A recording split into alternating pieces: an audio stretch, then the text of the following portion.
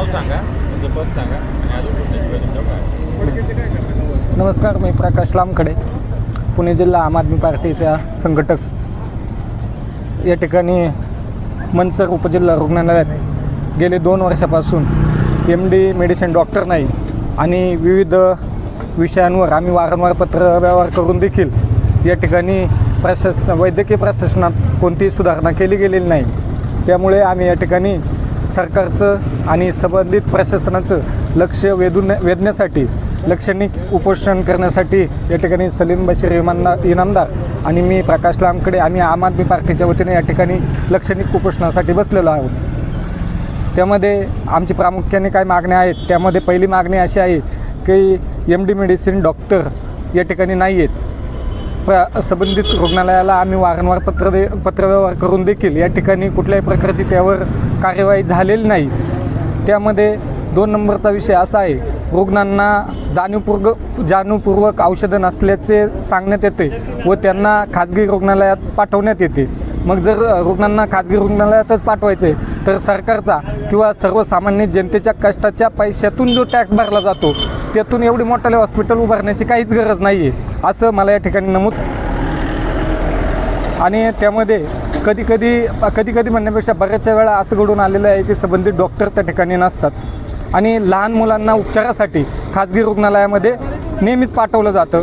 पेशंटला क्षुल्लक गोष्टींसाठी YCM किंवा पुणे या ठिकाणी ससून रुग्णालयामध्ये पाठवलं जातं.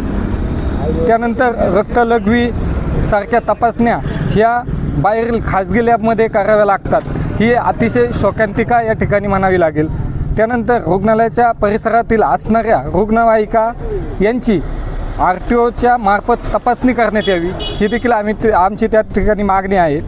उपजिल्हा रुग्णालयातील हक्क समिती बरखास्त करून नवी समिती स्थापन करावी व त्या समितीमध्ये आम आदमी पार्टीचे जिल्हा अध्यक्ष व या ठिकाणचे तालुका अध्यक्ष यांची त्या ठिकाणी नव्याने नियुक्ती करण्यात यावी, ही देखील आमची प्रामुख्याने मागणी आहे.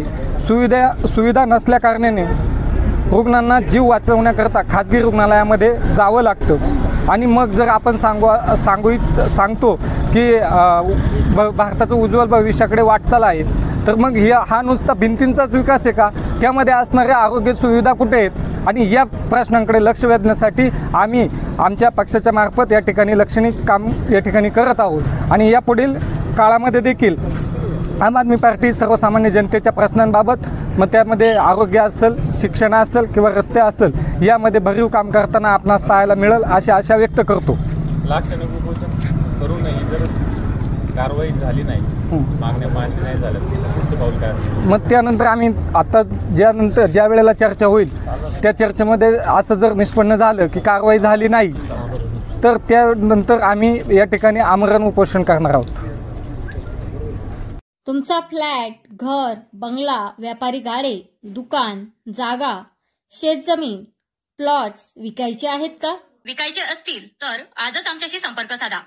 स्थावर मालमत्ता खरेदी विक्रीसाठी आंबेगाव तालुक्यातील विश्वसनीय नाव म्हणजे सीता प्रॉपर्टीज. आमची वैशिष्ट्ये: जलद व्यवहार, तुमच्या प्रॉपर्टीजची योग्य किंमत, मालक व ग्राहक यांच्यात समोरासमोर पारदर्शक व्यवहार. आमचा संपर्क 7972 82 24 33 व 80 10 25 09 54.